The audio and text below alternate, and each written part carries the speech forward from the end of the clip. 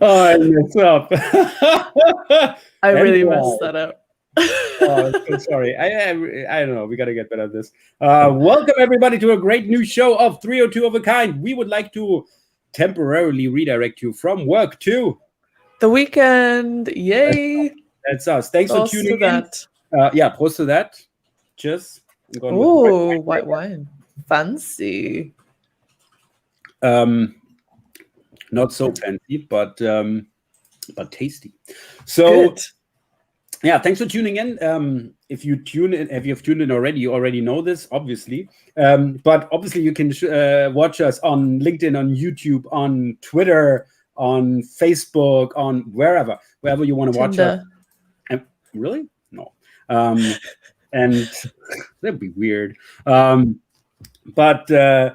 Yeah, so thank you for watching. Thank you for joining. We got a great show for you today because we got quite a lot to talk about because we are right in the middle of the summer of updates. I mean, like, oh yeah, you're probably annoyed of this already, right? So we had the June core update, July core update, spam update 1, spam update 2, page experience update.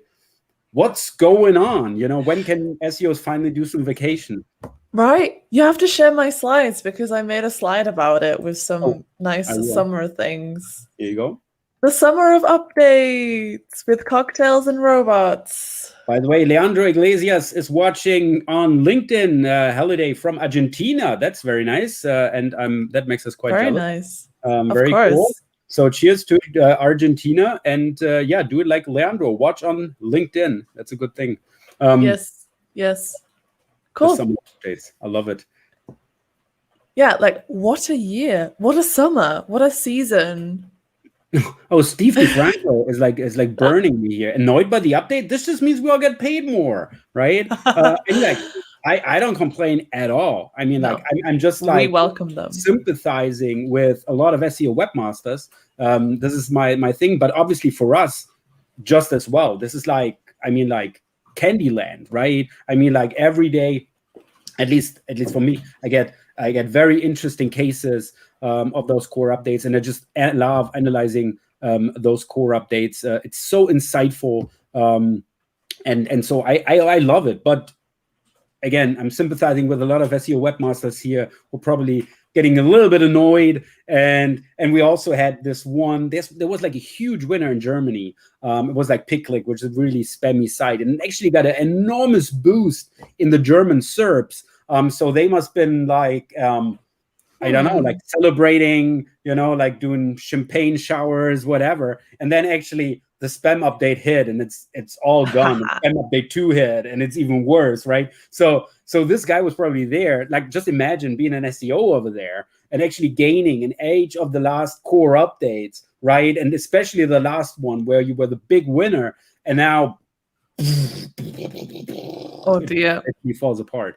What was their website doing? Why was it spammy? Oh, it's horrible. Yeah. PickClick is actually so it's a site which scrapes Amazon and eBay offers, and that's basically what it is. So I actually, when we checked out the June core update and actually analyzed this domain, we found this domain ranking right beneath the eBay results, right beneath the Amazon results, but with the exact same product. Right, so it was really like sort of like a aggregator, which it wasn't. It was just basically just scraping that stuff, and it was really insane. And so we were actually thinking, okay, this must have been like a total artifact, so to speak, in this June core update, and it's definitely going to go back. But we did not expect it would happen so quickly. So I guess Google saw very quickly this is not what's happening here.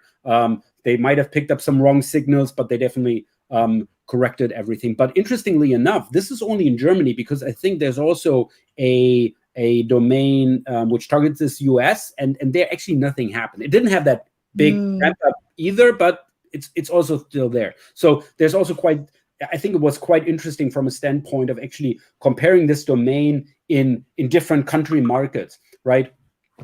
We see the same thing going on, for example, with Pinterest, you know, where Google had really deduplication problems.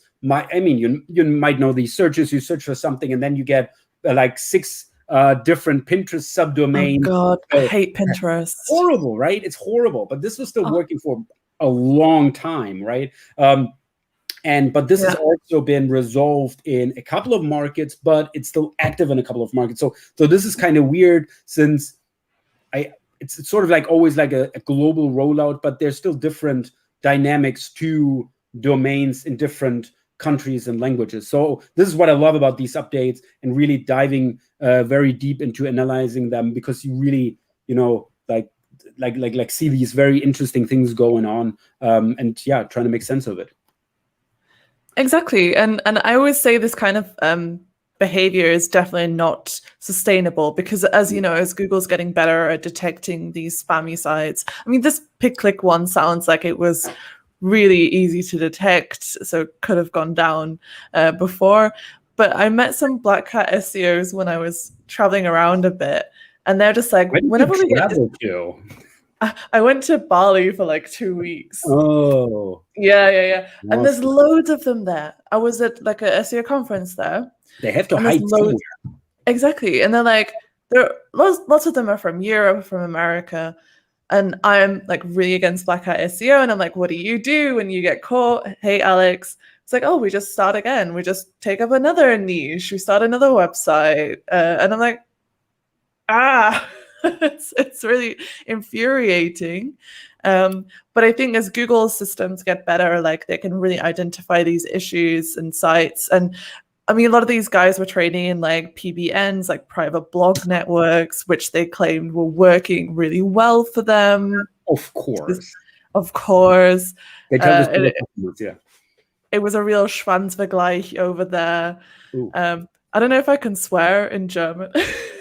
At 4 p.m. It's all right. It's all right. I don't know. Steve's asking how I know they're Black Hat SEOs. Well, they're very proud and they tell you directly up front.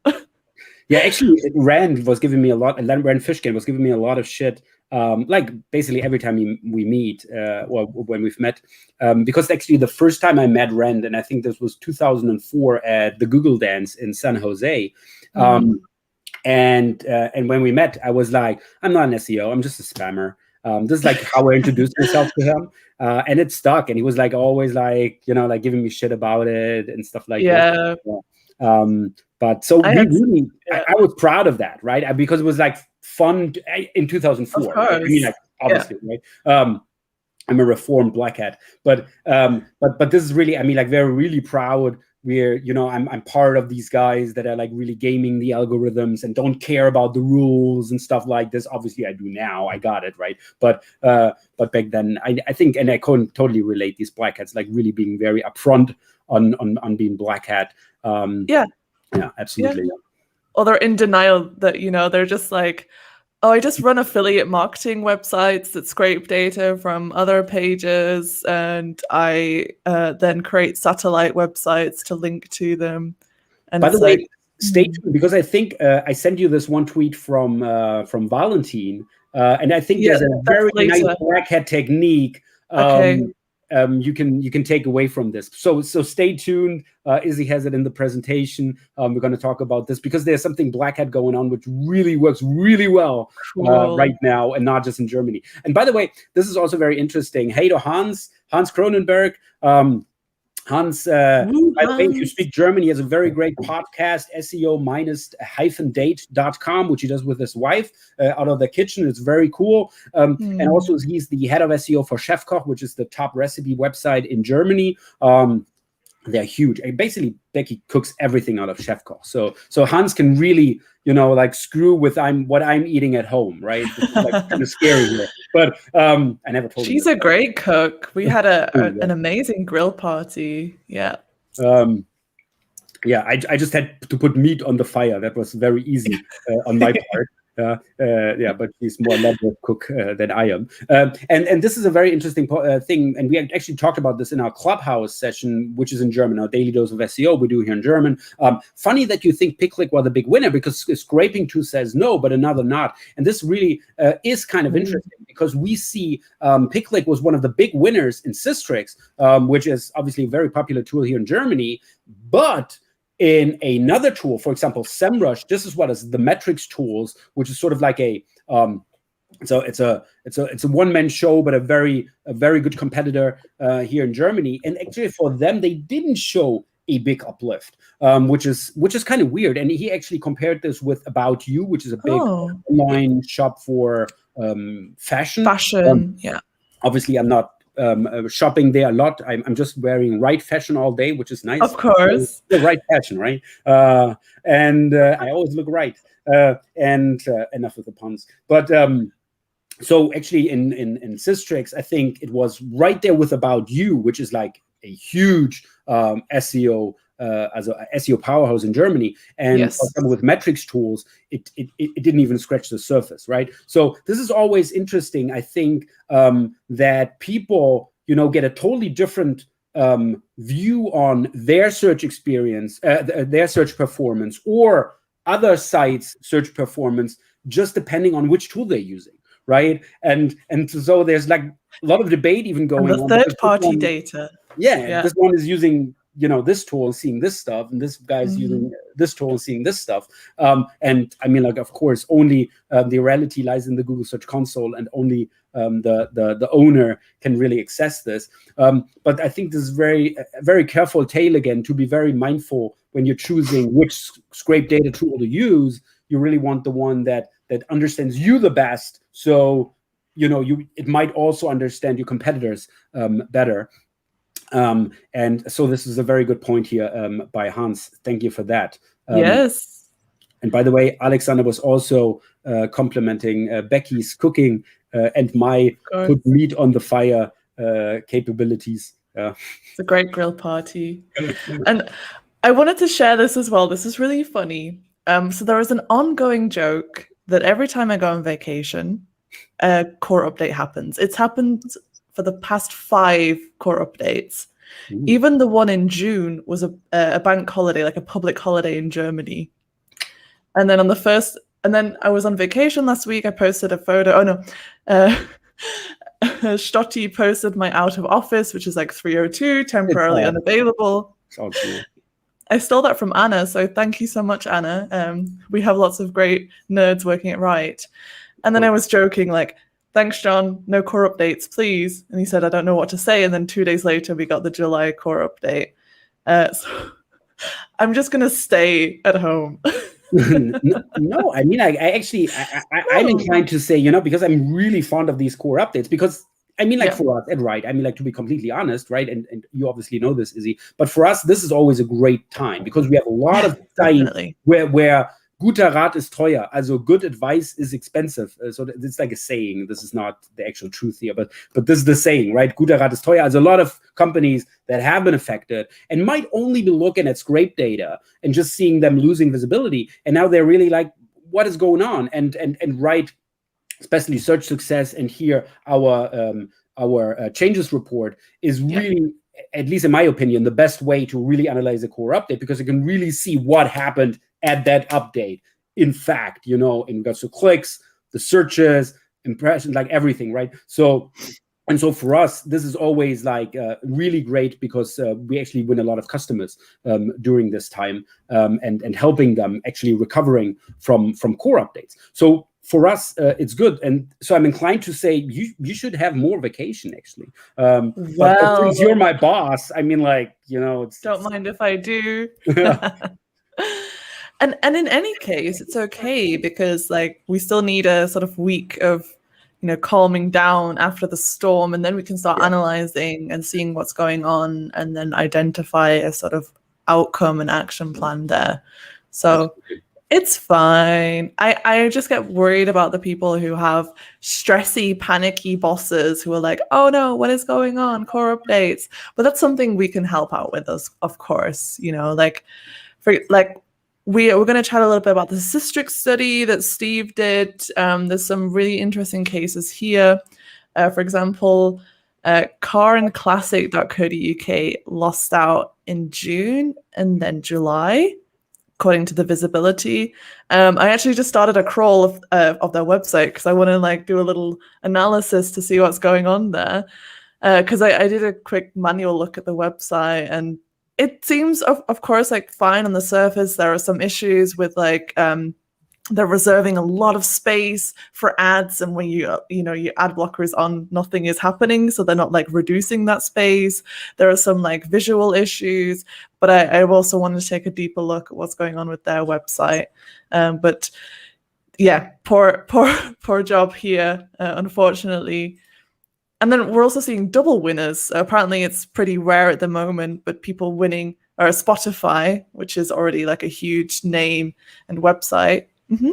Although I gotta say, in this case, we actually also had this in the Clubhouse this week with Spotify. I mean, like we definitely see something going on, and to be honest, Systrix has uses 70,000 keywords for the visibility index of Spotify.com. SEMrush has 7 million keywords, right? I mean, like they still get the gist. It's still sort of like the same movement, both Systrix and SEMrush. But as always, for international queries, SEMrush, I think, is the better source to actually analyze this update here, because it's a very limited data source here in Systrix. They're much better with German queries. True. I don't know if this was I mean, even sounds spammy, doesn't it? CelebrityNetworth.com that lost out in all three. Spam update 1 and 2 and the July core update. Just would love to take a look at their GSC data, to be honest. I also, this is something we don't have in Germany, like this, that people are searching for the net worth of someone. I actually also have queries. I saw this in my GSC, with Marcus Tandler net worth and stuff like this, right? I mean, there's no information out there. Why should it be, right? But it's so weird, right? At least from a German perspective, okay, how much loaded is Izzy Smith, right, or something like this. I don't know. It's a weird query, and why would I even be interested in? And there's nothing official, right? Nobody's having their bank account in the open, so it will always be just BS of some sort. And I think this maybe goes into this as well. This is just, that's true. I was taking a look at Sam is here. Hey Sam. Hey Sam. How's it going? Prost to Sam. Prost break. We have to do a cheers break every now and then. Prost. Obviously. Yeah, I was going to say maybe Google is capturing all these terms with their knowledge panel, but you're right. There's no reliable data on someone's net worth, right? It's not publicly available or weird. Yeah. And by the way, it seems around what Systrix has found regarding winners and losers seems to be a lot of in the entertainment niche, also sites including lyrics, song, lyrics, which also goes into the Spotify. And this is actually why I mentioned that there's so many more keywords in SEMrush, because obviously Spotify is ranking for all these artist names and all these album titles, and I mean, 70,000 keywords just won't cut it, right? That might be just Spotify and the typos. But this is it. I mean, there's so much stuff going on, and you really want to go granular here. And I think this is it's the same pattern here, that we have these entertainment sites, song, lyric kind of sites. So it's definitely interesting that it seems to be in this niche. There seems to have been more impact than in other niches. Yeah, good point. And also travel sites, weirdly enough. What's that? Travel sites? Travel sites also, weirdly enough. I think there's also this example in here with Expedia Co.uk. True, yeah. But I didn't grab all of them, but these were the most interesting. There's also Get Your Guide in Germany and stuff like this. And if I go really quickly to Germany here, because Systrix has actually these, as you definitely want to check these out. These blog posts are great from Systrix. There's also available in Italy and Spain and also in German. And in Germany, I mean, obviously we were discussing this in our German Clubhouse session quite extensively this week. And there's also one very interesting case. It's gospring.de, and it's actually a site I had not heard from this site before. It's like a startup, and they want to help you if you have problems. Also if you have I don't even know how you say this in English. as if you have problems with sexual activity. Okay. And I think this was a very interesting case because they had a huge incline, and they ended up even ranking, and it's still happening, and they're still ranking for buy Viagra kaufen in Germany. So they also rank for all sorts of different other stuff like all sorts of like weird accessories you might buy, and they have like informational content on this, which I think I can understand here because there's not much content about this, and they found a good niche to actually tackle these queries. But regarding buying Viagra, they're not even selling Viagra. They're selling like sort of like they put you directly into in a lead generation Strecke, also in a lead Strecke, in a lead funnel, with, you know, like asking you, do you have problems here? Do you have problems there? And they want to sell you something. They will basically qualify the lead to sell you their BS, whatever they're selling, right? But they're not selling Viagra, but they still target it. They still rank for it now. And this is like really where I think I found like a very clear case in Germany where Google just got it wrong. And basically, I'm definitely going to monitor this one because it ranks for so many queries where it's just not applicable because they don't sell it. They just use it. It's like very old school SEO, so to speak, like really just getting some money on there and just like selling them something completely different here. Almost like pretending you're buying Viagra while in fact you're filling out this lead form. So I will have definite look out on especially this domain because it's very interesting because it really ranks for the wrong queries now. So yeah, this is just something we've witnessed here in Germany. Okay. And Hans is saying LOL. Yeah, I mean, like in Germany, it was much easier to discuss. And there was actually Johan, Johan from Wingman, very great SEO agency from Germany, like very technical SEO focused. And then his partner. So he has like there are two partners in that firm, and he actually said, "Hey, Johan, by the way, there's a package has arrived from Go Spring. I don't know what is in there." So we were just making that. Banter. You had to be there. You had to be there, right? Yeah. Cool. So some learnings from the recent Search Off the Record podcast, which I haven't caught up on yet. I used to listen to it while I was doing the dishes, and now I have a dishwasher, so I don't have that time anymore.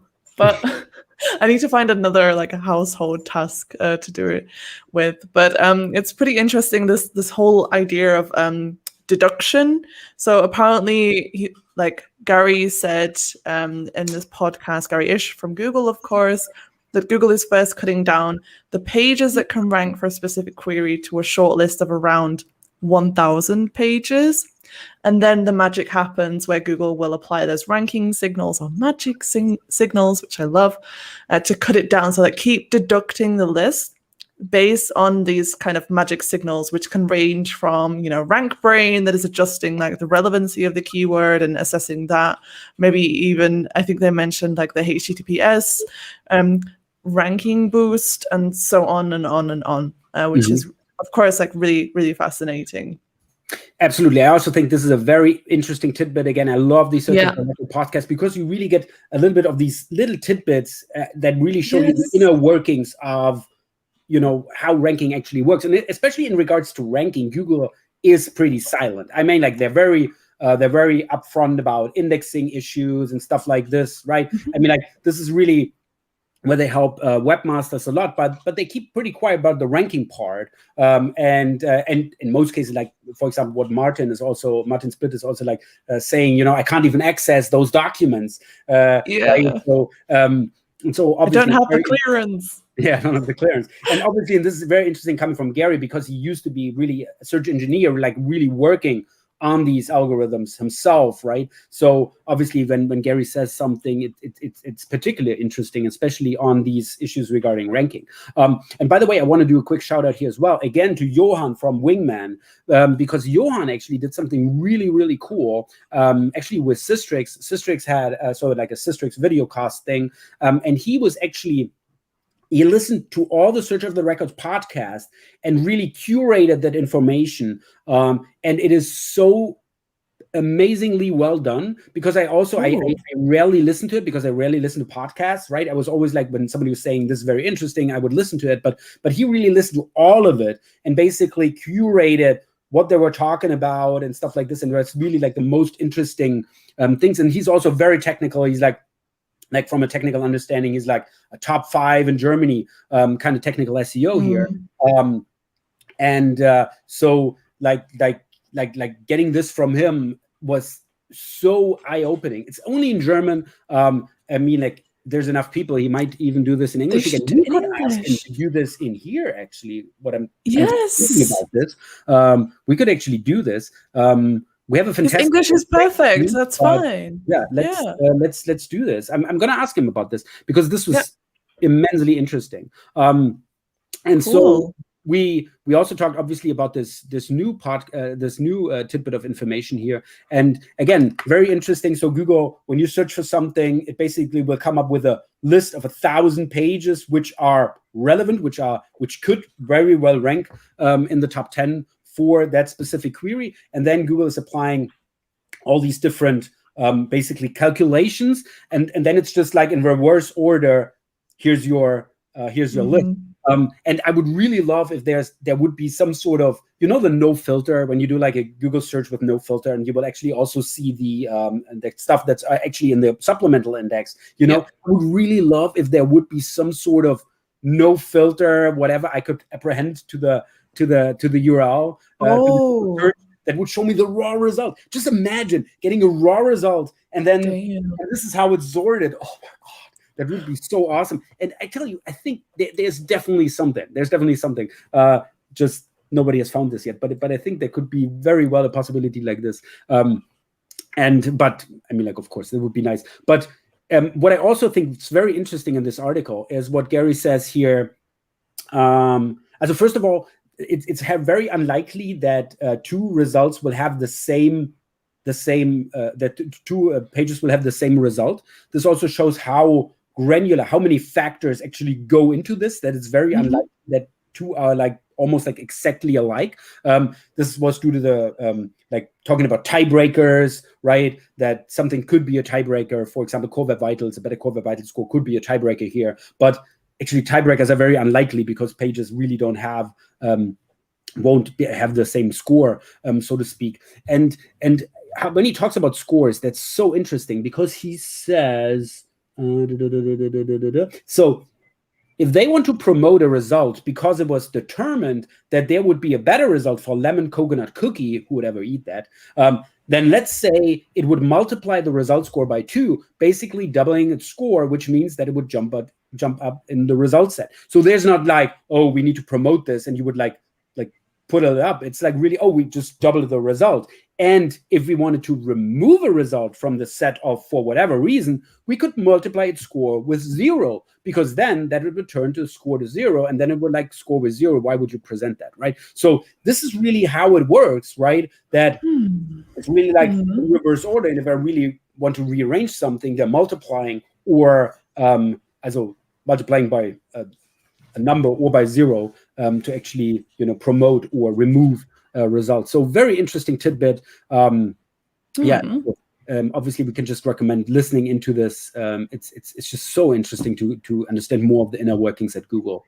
So thank you so much, Gary, Martin, John, yes, for everything you do in the webmaster community, obviously. But this is really like so valuable. So please more, and I will definitely talk to Johan if he can do this. And John likes our show, and Leah likes our show, and she's here. Does not like our show. Exactly, everyone does. Yes. So this week also the Web Vitals extension has been updated, so including Crux data. It's looking really nice. So here it is over on the right homepage, looking strong there with our our field data. Of course, I didn't get any input delay. I wasn't going to click on anything. So it's only on interaction. I never had this plugin before. I'm a fool. Like I have the Lighthouse one, I have our one, but it wasn't so nice before, to be honest. True. It wasn't so useful. I do like the fact that it changes color depending on the highest Web Vitals score or like the worst Web Vitals score. So if you have like a bad LCP, it'll show like in the icon in the taskbar, in the toolbar, like a red square, which is pretty cool. Like it points your attention there, so you know you need to expand it. Yeah. Also Yeah. it did this before, but it was very basic. So I really ended up not using it a lot. But now it becomes really useful, and I really urge everybody to download this Chrome plugin because it also shows you this like very valuable data. I mean, like this might be just like if I get a super fast experience or a super slow experience, this might just be me, right? And obviously, like this is the problem with the old plugin. It will just like, oh, it's great or it's not great. But then here I can actually see, oh, I have a bad experience, but actually 95% of the users have a great experience, so everything's fine. I just have network connection. I don't know. I'm in the Philippines and have like, whatever. Also, like long latency, whatever. Right? I'm in Germany. I have bad internet connection. Yeah. And Sorry, this is also like at one view, it's like very, I can really see what's going on and what's the experience of other users here. By the way, Steve is just here for the SEO memes. Well, Steve, give me something to make memes about. I have not made a meme this week. That's a good point. I could do better. You could do a meme about not making a meme, despite that's so meta. It's so meta. Inception. I will do that. I'm going to do that later. What? No. Even in caps. This is like he's screaming in front of I know. Steve. It's like when you... Steve, no. Come on, don't scream. Oh, I love this. So I love this. Okay, explain. Tell me what's going on. Although he's just here for the SEO memes, right? But Steve, you're going to love this. So this is really Black Hat. And this is just crazy. I mean, like, so Valentin, I mean, like, obviously you guys know him, Vorticon Commander. He's one of the Discover, also you have John Shahada and Valentin probably, which are like the Discover guys. And by the way, he just got a new job. He's now the new head of SEO and growth and whatever, also at T-Online. He was actually at Chip. Oh, Burda. At Chip, at Burda for 20 years. He actually did voluntary. No, it's a volunteering. No, it's a voluntariat. Also at a news. Publishing house. At a publishing house. Thank you very much. Yeah.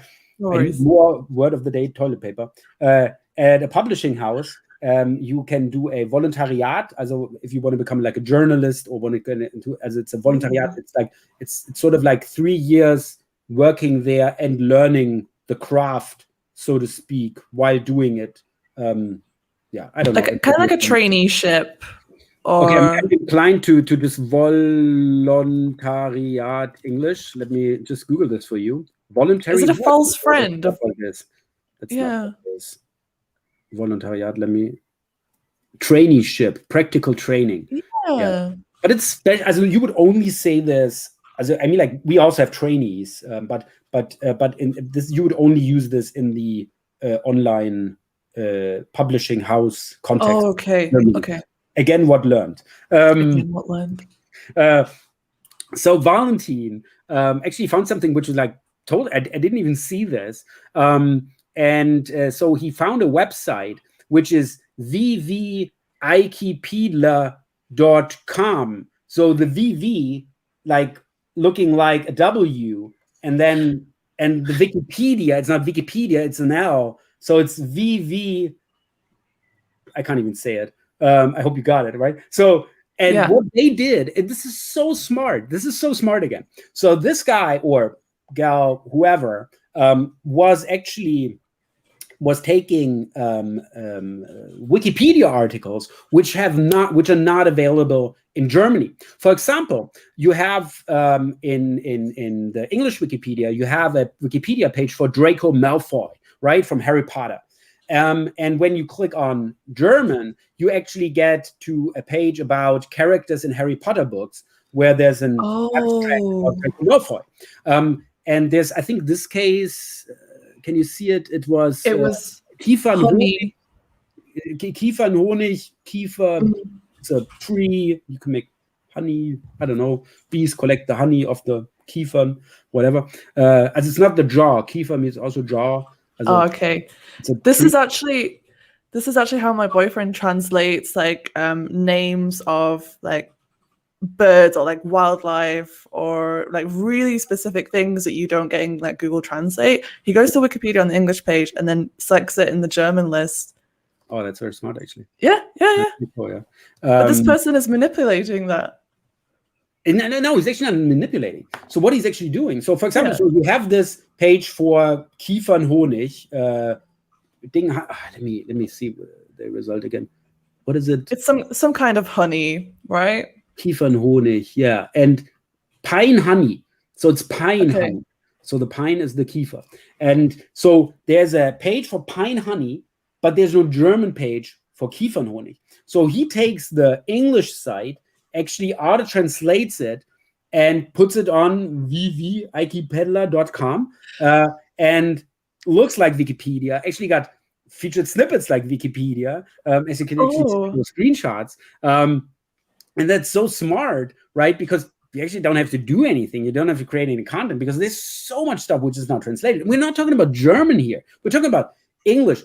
And look at a SimilarWeb. For example, if you look at SimilarWeb, you will see this site soaring in Bulgaria, in Romania, in Russia, right? So in so many countries where there's just a limited amount of content, right? And Google is really struggling to get content if people search in a local language for something and they don't have the content. And so Google is like, oh my God, look at this. Somebody finally has content for this. And obviously, you're going to rank very high for this. So this is a very smart strategy, actually tackling a lot of these third-party countries. I don't know. This is like very inappropriate to say. I can't find the website now when I search now they redirected it. Now, so actually now it's redirected. A bunch of these domains have been redirected to Hans. Help me out there. Hans actually wrote it to me. Hans, if you're still listening, tell us. I think it's. I don't know if this is like manipulation or it's just like clever SEO. It's like filling a gap, right? It is a bit weird that they do it as like VV Wikipedia, like Wikipedia, but still. Yeah, but still, I mean, like in Bulgaria, you wouldn't have that content, right? And so it's actually doing something good, really. I mean, like obviously, there's lots of things not good about this, but I can totally understand why it's working, why it's really like soaring like this. But obviously now they really came on the map, so I really anticipate there's something going to happen. Now they redirect everything to a different domain, so I think there will be a lot of shenanigans going on and a lot of cat and mouse play in the future. But I mean, like eventually this is going to go away. And what I find interesting about this case is also basically the blatant use of Google Translate in this case, because I remember when we were doing stuff like this, as we would also play with this auto translate game. So basically auto-translating our content into different languages to get traffic from there. What we found out was that Google was really good at actually penalizing these domains if you were just using Google Translate directly, because obviously it's Google Translate and Google knows the translation. You can see, oh, that's that content. So what we ended up doing was doing this over one hop. So we would translate something from German to Italian and from Italian to English. And there you go, and you have unique content again, right?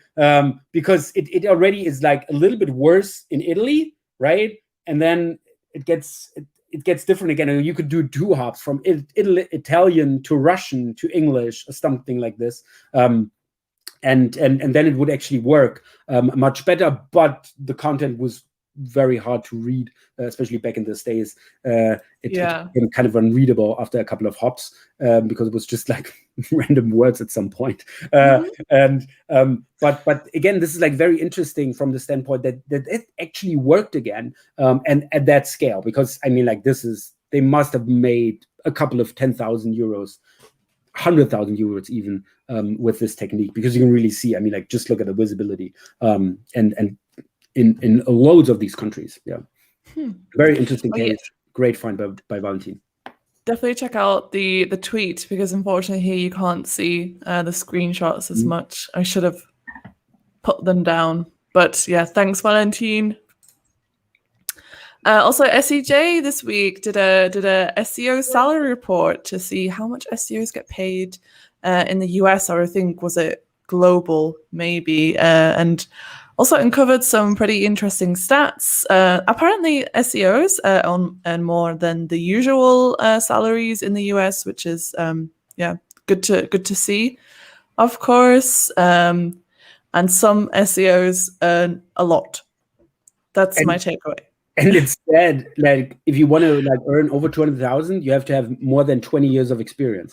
It's like, yes, very, very hard career. I think that you really have to have like 20 years of experience, which is really a lot because this game only exists like for that's 20 a lot, years, right? I mean, and so it's still, I think, a tough career. Being in-house at some sort. But what I really liked about this article was ending it with John Mew's tweet: SEO will never die, and it will continue to evolve. It depends forever. That's it. Oh yes. This is also very, because we have these SEOs that kind of, I mean, like, we're not going to even talk about this, right? But this shows again, this is here to stay. It might not, like, stay in its original form, right? And I think it's very very important, to, if you really, want to, and not just earn more, but like really, like make a career out of it. I would really like look at a little bit further than the classic SEO, but really also, like really get your skill level up with like website user experience, right? And which is an integral part of the SEO game these days. And, a lot of SEOs are really like stuck in their old ways, might be even still buying links or whatever. Yeah. Right. But I think this is really something very important for SEOs that really, want to make a career of it, like really getting more diverse skill set. And it might not be like 100% SEO job, but in a lot of organizations, there's nobody else doing that job. So it's for you to do this, for you to be the driver here, to get the stakeholder buy-in, to get necessary changes on the website, to actually, get a great user experience. So I'm actually like not really leaning towards, like SEOs becoming like these, like into the website user experience field, right? But more, I really see, like, I would make a strong case for within an organization that makes a considerable amount of money from the internet, from their website, there should be a website user experience officer that really is the Anwalt, the advocate for the user. Every meeting, that anything is done is always viewed through the lens of the customer. And while not a lot of companies have that website user experience officer in place, I think it's the SEO who should be the strongest proponent, really help hold the flag up high and fight for these things, because this is going to influence the SEO performance. And there's no, this is not my job, no, then your job will suffer. You're in the wrong job then. Absolutely. And I think it's a great way also to effectively get paid more in the end. True. Yeah, all these additional skills are somehow needed to succeed these days in SEO, but I think it's always amazing to be such an advocate of these topics. And I love like website user experience. It's like, yes, of course, considering the humans interacting with content, but also like Googlebot is a visitor of your website. Search engines are visitors of your website. So you always have to consider those different types of visitors and what their needs and challenges are. I just wanted to pull up this one because like freelance was actually the worst paid job title, which is kind of surprising because it's always like, go freelance, you earn the most amount of money. So I was like kind of interested in this statistic here, but yeah, maybe it's different kinds of freelancers and different levels of expertise as well there. But I really got to say, is especially the freelancers who get milked, right? I mean, like, especially I know this, like working for customers, and it's always like, oh, you got to do this and you do this and do this, and this is the thing with these kind of things, right? If you like, also it's never done, right? There's always something else to do, and I think especially freelancers over deliver from their time on what they're actually getting paid, right? So because especially the freelancers, they need to be pushier. And there's also a lot of price dumping going on. So I think a lot of freelancers settle on something less, a lower hourly rate, daily rate, because of the competition in that field. No, and actually the good ones will over deliver on the value they bring in comparison to what actually the company got out of it. So I think this goes into this, that it's just very competitive in the freelance SEO market, because there's so many SEO freelancers, and especially a lot of companies that can't distinguish who's good, who's like everybody wears a nice suit, they all saying the same things, it all sounds smart, right? So it's very hard. Oh, and this guy just wants half of this, I'm just going to use this guy. Oh, and this guy says I don't even have to do anything, I'm just going to buy backlinks from him, and then magically my rankings are going to get better. I'm going to choose this guy, right? Because I don't have to do anything. I don't have to work on my content, I don't have to do my site faster. Cheaper. Going to buy links and it's magically going to rank better, so let me take this guy, right? And this happens like daily. So but I think this is good, why this could be actually a factor in here. Yeah, true. By the way, Steve is also a fan of like finding a new term, SEO under sales. Yes. There's a lot of discussion going on, and actually Andy also like Rose did initiated a discussion about this. I mean, like personally, I think that this is exactly what SEO is. It's this ever-changing, it's very fluid, right? You do what it needs, what needs to be done, right? And this is what we've done historically. And my skill set it's completely different what I've done 20 years ago, what I've done 15 years ago, 10 years ago, 5 years ago even, right? And I think this is exactly what SEO is. It's very much this catch-all term, doing anything you need to do to be more successful online. This is how I would define it. But I mean, like, I totally agree with Andy, obviously, but I would be more in the form of, like really making a strong case for anyone who makes money with their website. There should be a website user experience officer who really is the advocate for the user. Mic drop. Woo. Oh, Web Analytics Kopf, weird name. 7 Jahre, $149.000. Da muss ich nochmal nachverhandeln. So he wants to renegotiate. Apparently, don't take this, for bare Münze. But servus, Markus. Hi, Izzi. Thanks, Web Analytics Kopf. Definitely. Great. Some more interesting Easter eggs on Google. I love Legally Blonde. I am a big fan of this film, to be honest. Movie, yeah, it's a great movie. Yeah. And it makes the SERPs pink, which I love. This should be an option all the time. What do you think? We agree to disagree. Yeah. One of my favorite Easter eggs, let's call them, is for Bletchley Park, which is where the Enigma machine was invented during or made in World War II to crack the Nazi signals coming in, like decoding the messages. And when you enter it in the search results, it shows like all the decoded letters being uncoded by Google. It's really nice. Awesome. It's not pink, but it's cool. I like Do the Barrel Roll. Oh yeah, that's a classic. Yeah. Do the barrel roll. Yeah.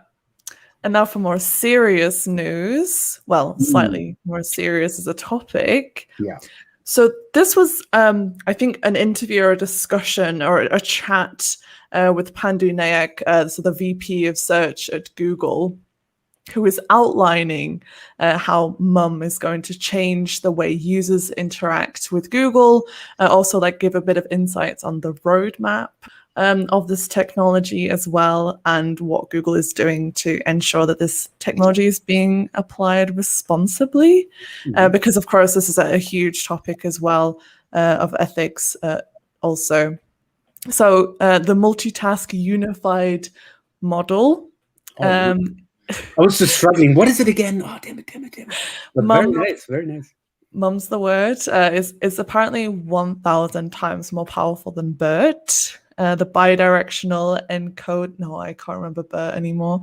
Sorry, BERT, which we're all getting excited about recently or a year ago. And combines language understanding with multitasking and multimodal input capabilities, which is amazing. You can add an image and it can interpret your text with that image and give you results. It is so fascinating. It is being processed at the same time with 75 other languages. So hopefully there's no like implicit bias going on with like the language that it was built on, which is always English, you know. So what about like information retrieval in other languages and finding out facts there? And it's so interesting to hear from their perspective what they're what they're working on here, and also like the applications for it, all the different teams that are testing it. And I think it's really like, it's not a case anymore of like solving fact-based questions, right? Like a very simple question. It's about like really trying to uncover complex questions people have when this like clean response isn't enough. So one example I think in the article was like, was it, can I use these hiking boots to climb the mountain? Are there any good school districts in my state? You know, like more really descriptive topics where you need a solid response from to explore. So it's really interesting, this article. Yeah, it is super interesting. And especially what you just said, right? Because this is a very different task, actually, because now Google has to convert this complex need, expressed by a user search term, into a subset of queries. And the result for those queries then are getting curated, right? Get organized appropriately, right? So this is so interesting because if you get into these more complex questions, it's just not, this information is not available somewhere. It's available on different websites. And so basically Google is Googling itself, like the necessary steps to find out. So where's this one mountain? Where's the other mountain? How's the weather condition in that month when you went before? Now, how's the weather condition in the next month? What did you wear? Blah, blah, blah, right? And I think this is the big challenge here, that really like convert these complex needs. Actually, what are the steps I have to take, and how actually do I really curate the different results I'm getting to a perfect answer? And I think there was a very interesting tidbit about this, because a lot of people have been saying, oh, with Mom, this is going to be like the perfect answering engine and stuff like this. And then we have this no-click study, and oh my God, Mom is going to even going to be worse, because now you get these answers out of, like content they pull from the open web, and basically make it their own by curating it. And, nobody's getting traffic anymore, and only Google is happy. And obviously their shareholders are happy too. And he actually went the completely other way, because he said, Mom just won't be a question answering system. This idea that maybe Mom is going to become a question answering system, that is, you come to Google with a question and we give you the answer. I'm here to tell you that is absolutely not the vision for Mom. Nayak said. And the reason is very simple. Such a question answering system for these complex needs that people have is just not useful. And as you just said, you had this example of, like where do you have as a good neighborhood for schools and stuff like this. It is just not this one answer, like, what's the speed of light? Here's the answer, right? But it's more complex, right?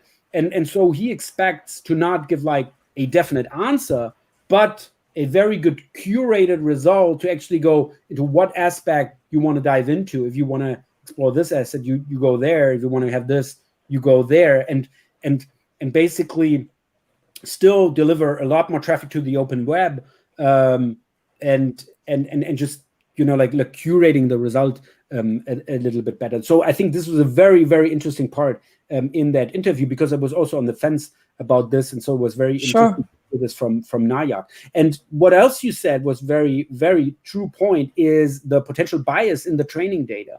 And there's also a very good abstract about this. And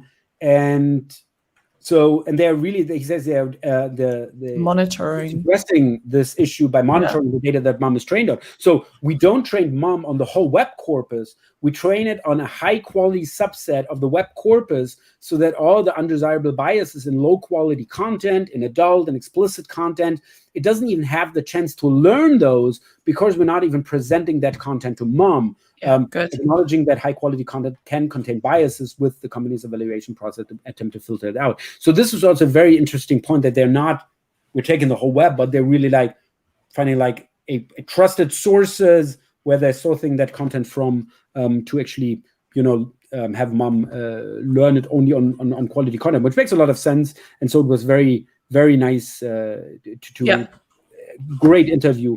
Also, definitely. Great stuff from George Wynn from Search Engine Land for like doing always. Yeah. George's a great guy. Yeah. And like, we don't need to dig into it too much, but while I was away on vacation, this article also came up about the first applications of Google's Mum, which identified 800 variations of vaccine names across 50 languages. Vaccine names across 50 languages in seconds. Yeah, it's so fun when you say how Google's mom is doing this. Mom, because in British English, our mother is a mum, like spelled exactly the same. That's what I mean. It's really weird to say. Yeah, Google's mom. What? Google's mom? Google's dad, right? I mean, what? Like Larry and Sergey. It sounds really sweet. I mean, the icon could be like a cartoon mom, like with like curlers in her hair, and she's got like a bada robe on, like a bathrobe. And a cigarette. That's my mom. I was to say that's not my mom at all. Not at all.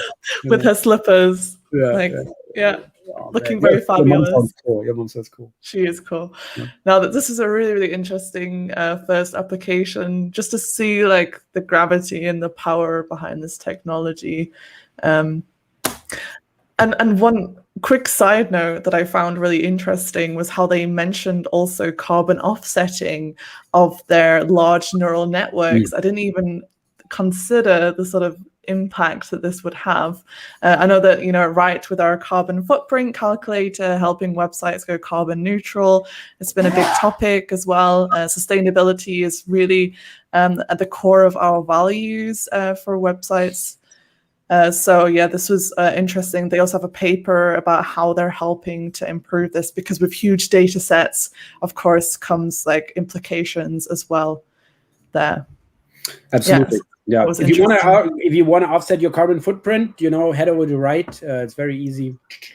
Yes. Yes. A lot of have done it already. Get your nice badge that your website is carbon neutral.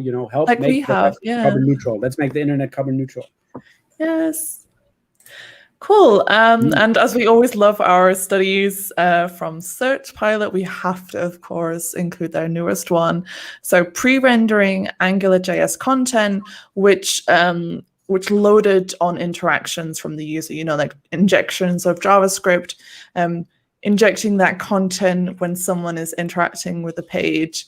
So here it looks like before the control, that's the untested version. Wait, what did I do? Nothing.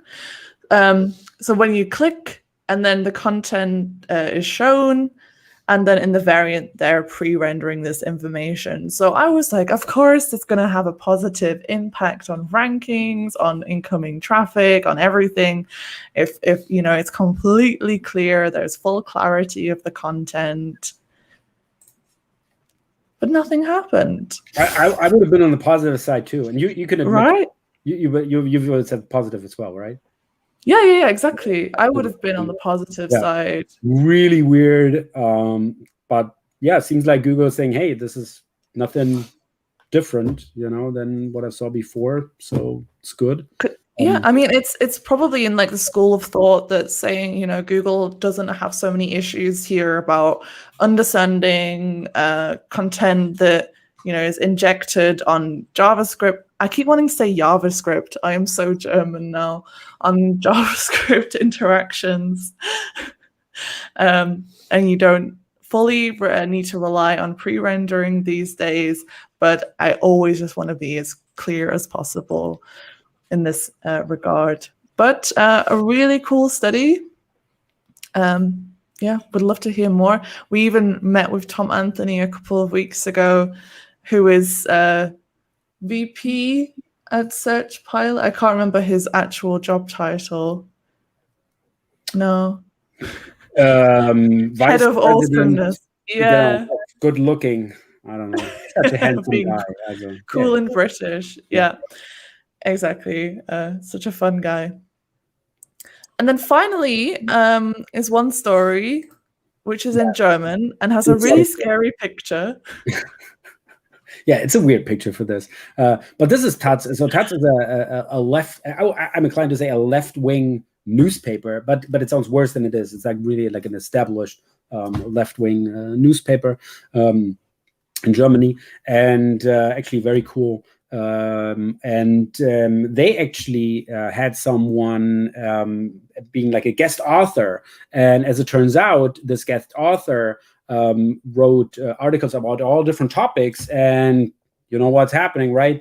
Also inserted various links, obviously, to oh no! So she was basically selling links of the Taz blog, and there was like a anonymous tip.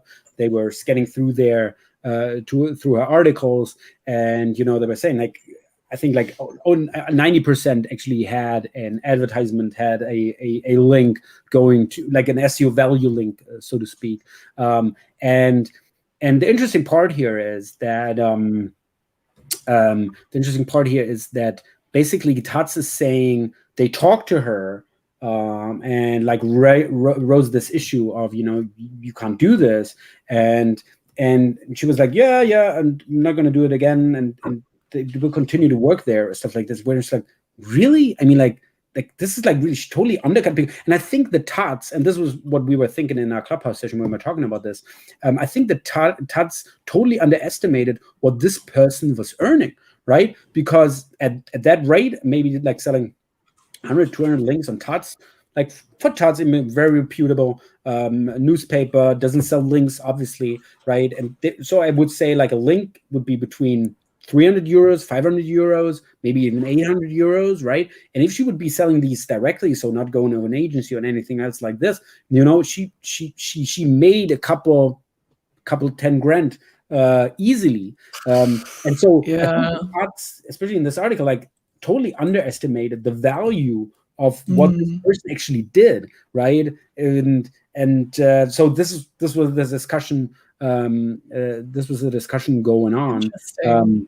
But obviously, I would think that Google would have already acted and really discounted everything, you know, that would come from this domain, what they would usually do if they see stuff like this happening. And I'm still amazed people are buying links on these Forbes community blogger shit, right? But people are like, oh, I can sell you a link in Forbes, and you would end up on a community blog where Google is like, Google would have to be really stupid at still counting these links, right? As I would totally think these links don't pass any value at all for a long time already, but they're still being bought, right? But they have a high domain authority, so that's everything. Yeah, that's what we're buying for, right? Yeah, and yeah, it's just laughable. People buying off these community things and really think that yeah. So and Sam puts it very well. So German, say Dave Nell. This exactly because of my JavaScript. Yeah, it's so German. It's so German.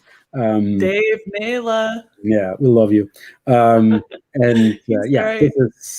this is a fun tale from the German link buying scene. Yeah. But regarding my Germanisms as well, because England has been doing very well in the Euros, and when I watch the football games, I go fully. It's coming home. I go really northern again when I'm like shouting it. And I don't know why. It's just like naturally coming out of me. It's coming home. You're reconnecting with your ancestors. Yes. Awesome. Yeah, like my loud British ancestors. Yeah. Where have you been watching the games? Backstage at a beer garden, which is I think has a good international scene. Okay. And it looks like a garden center because there's so many tropical plants everywhere. It's beautiful. I love it. Backstage also used to have very good concerts. Also, I've been there quite a lot. True. It will do again soon, I'm sure. Yeah. But you know, like obviously, I think it's an enormously bad idea to do the European Championship during a pandemic, and I think we will going to see stuff happening in the UK. I'm really worried about this stuff. But leaving this aside, I mean, like seeing the scenes, how British fans are watching these games, right? When they score a goal, when they won the match. It's mental. I love it. But I would really like to be there. This is why I was asking where you Yeah. watch these games, because I would obviously, really want to watch this with thousands of Brits. It was a great atmosphere. Yeah, and just imagine, like, after lockdown, you finally can go out again. You can finally meet with people again. You can finally drink beer in the public again, which you're just doing as well. And now there's the European Championship. You even come to the final. It must be just amazing, like being in this crowd. But during the pandemic, probably not. But whatever. Well, in Germany, it seems like at the beer gardens, we've been sticking to the rules. But I think, when you've scored a goal and you're having a great a great cheer, then you're going to have to like go hug everyone around you. That's just how it works. Yeah. Hopefully, there's no social distancing going on. When I love it, you like see them look, and they're like, it's amazing. Beers and like throwing each other. And I saw this on Trafalgar Square. I think they were watching. Oh yeah, Trafalgar that Square. Game. It was like during the afternoon or something like. People. I once. It once happened as at the last World Cup. I was in a stadium in the UK, like an indoor stadium where they have events, and we threw our beers up so much that it broke the projector, the beamer, and then it like we couldn't watch the rest of the game. We had to go to the small bars around the arena where they have a little TV screen behind all these people. So it was devastating. That's so good. Very British, yeah. Very British. Yeah. But you gotta love it. Also Julius is crossing the fingers for Italy because he has a lot of Italian friends. He has a lot of Italian friends in school. He has a British friend as well. Remind him. Yeah, absolutely, I will do. But I'm a little bit cheering for the English, although they beat Germany. I know the underdogs, though. Yeah. It's just after 55 years, and I think. Especially also Britain, just as well as Italy, they suffered so much, right, during the past months. Again, this is Italy, but it's... and we had Brexit, which was not fun either, so...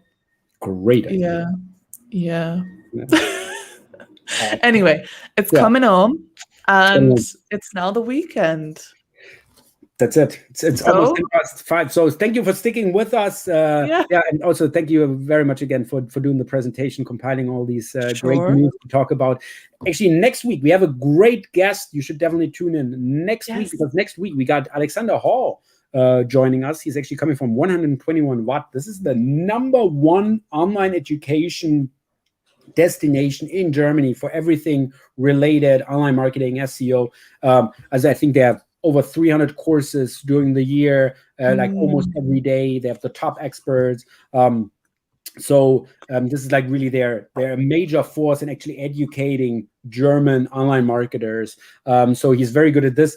And he has a special topic which is very close to his heart, is Google Analytics. And so when Google Analytics 4 came out, he locked himself away for like 2 weeks, really trying to understand Google Analytics 4 to the fullest. And we already did this in Germany. It was really super, as he likes to say. You might know him as a host also at SMX Munich and also the other SMX shows. He also always says super. So he really did a super job here in Germany. So we invited him here to the English show as well, to talk about especially the differences. Who should, use GA4, who should stay, how should you do it, what's great, what's not so great, how can the not so great stuff be mitigated, whatever. He has an enormous wealth of knowledge in regards to Google Analytics. So this is really going to be a good show. I'm really looking forward to this. I mean, among all this, he's also an amazingly great guy, who is actually the CEO of Alta Vista in Germany. And he took his job on the day Google started in Germany. So Alta Vista was like on the rise, right? And so he took his job as managing director in Germany exactly when Google started in Germany. And I mean, like, the rest is history, right? So it was not him, by spoiler alert, as it was not due to him. Okay, good. But it was definitely due to Google. But so he's really been in this industry for a long time, and this is really going to be a great show next week. So definitely tune in. I'm excited. Yeah. And other than that, thank you everybody for also commenting. By the way, Steve is great work, you all. Thank you very much. And Forza Italia, so we get an Italian fan over here with Steve. Awesome. Thank you, Steve, for watching. Sam, thank you. Say hi to Jono as well. Yes. Thank you, Analytics mit Kopf, Leah, Hans, Alexander, Leandro, whoever was commenting. And breaking the awkward silence. Thank you very much. We don't have those. No, we don't have that. But it's always nice to get customer reaction, viewer reactions, because we're sitting in an empty room talking into a computer, right? So it always feels good that we see somebody's listening. So thank you very much for listening and tuning in and watching. We hope to see you next week. And now we would like to cordially temporarily redirect you from work to the weekend. That's us. Prost. Cheers. Happy weekend. Prost. Have a great weekend, Izzy, and everybody of you. Bye. Bye.